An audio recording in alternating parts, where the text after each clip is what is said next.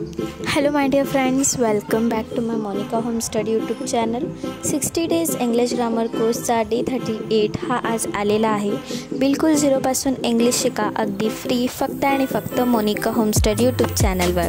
So आपलं voice हा chapter close झालेला आहे आणि आजपासून आपण आर्टिकलला सुरुवात करणार आहोत.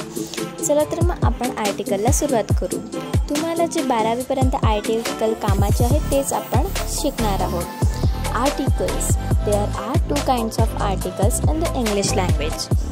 First, definite article म्हणजेच निश्चित उपपद आणि दुसरं indefinite articles अनिश्चित उपपदे. आता आपल्याला आर्टिकल्स माहिती आहे ए and द म्हणजेच हे 3 आर्टिकल्स आहेत. त्याच्यामधलं द हा डेफिनेट आर्टिकलमध्ये येतो. सो डेफिनेट आर्टिकल बघूया. The is used before a particular person और thing so it is called definite article. एखाद्या विशिष्ट व्यक्ती किंवा वस्तूबद्दल बोलताना त्यासमोर द हे डेफिनेट आर्टिकल वापरावे. आता एक्झाम्पल बघा. First, the boy who is standing at the gate is my friend. Second, the sun rises in the east. म्हणजेच आता इथे विशिष्ट व्यक्तीचा वापर केलेला आहे बॉय. सो त्या व्यक्तीच्या आधी आपण ते दचा वापर केलेला आहे. दुसऱ्या याच्यामध्येच तसं सन एक वस्तू किंवा मग एक नैसर्गिक आहे त्याच्या आधी आपण द यूज केलेला आहे. मग आता युजेस ऑफ दचे वेरियस युजेस आहेत ते आपण शिकणार आहोत. जवळपास 20 युजेस आहेत. त्याच्यामधलं पहिलं, there is a tree in the garden, the tree is uprooted. वरील 2 वाक्यात अ ट्री आणि द ट्री असे दिले आहे. A tree not particular tree म्हणजे ते एक वैशिष्ट झाड नाही आहे. द ट्री हे पर्टिक्युलर ट्री म्हणजे एक विशिष्ट झाडचा आपण ते सेंटेन्समध्ये उल्लेख केलेला आहे. नोट आहे, if the same noun is repeated then an or a is use before the noun use in the first sentence while the is used before the same noun used in the another sentence. म्हणजे पहिल्या वाक्यामध्ये and किंवा a किंवा नंतरच्या सेंटेन्समध्ये आपल्याला दचा वापर करायचा आहे. जर एकाच नामाचा म्हणजेच नाउन दोनदा उल्लेख झाला तर पहिल्या वाक्यात त्या नामासमोर ए एन लावावे व दुसऱ्या वाक्यात त्याच नामासमोर द लावावे. कळलं तुम्हाला? आता याचं एक्झाम्पल बघूया. There is a car, the car is damage. Second, he saw a dog, the dog was white in color.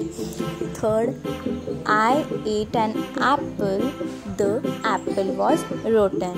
Second use आहे, before abstract and material nouns in general sense the is not used, but when these nouns are used in particular sense then the is used before such nouns. आपण noun शिकलो म्हणजे parts of speech शिकलो. आता त्याचं उल्लेख इथे त्याचं जे महत्त्व आहे ते इथे येतं. आपण आता सेंटेन्स बघू म्हणजेच तुम्हाला समजेल. सो इथे बघा, ॲबस्ट्रॅक्ट किंवा मटेरियल्स नाउन जेव्हा जनरल सेन्सने वापरले तर त्यासमोर द लावून नये, परंतु पर्टिक्युलर सेन्समध्ये द लावता येतो. आता एक्झाम्पल बघा. Gold is a valuable metal. General material noun. मग gold is use as a general, so before that noun no need to use the. First sentence आहे, the gold in my ring it too soft. Material particular. Second, honesty is the best policy for general sense. And third is the honesty of that girl is gratifying for particular sense. म्हणजे ते material पर्टिक्युलरचं सुद्धा sentence तुम्हाला समजलंच असेल.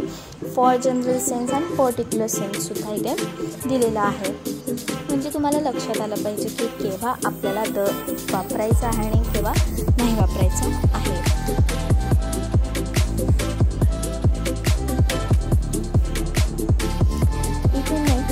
तिसरा use आहे, it is use before the names of rivers, forest, canals, sea and oceans.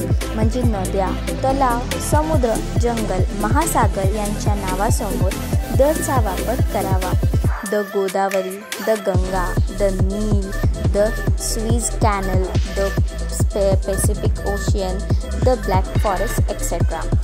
Fourth use आहे it is used before the names of mountain ranges or mountain ranges of hill but not before the names of single mountains or hills.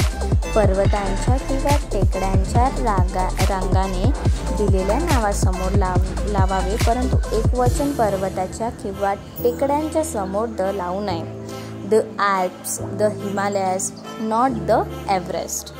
Fifth use आहे before the names of religious and famous books.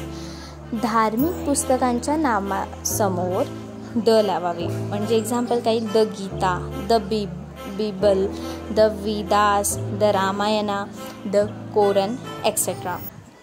असे बरेच books आहेत, धार्मिक पुस्तके आहेत, त्याच्यासमोर आपण दचा वापर करतो.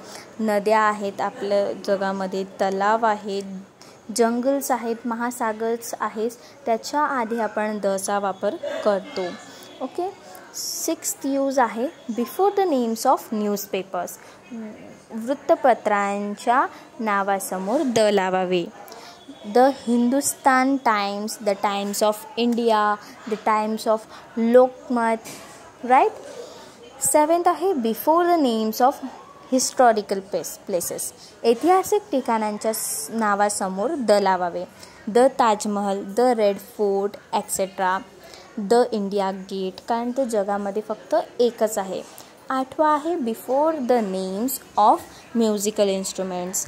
The tabla, the harmonium, the guitar, the and various. Okay, so this is the uses of the above 20 uses. Next 10 or 11 uses we see in the next video.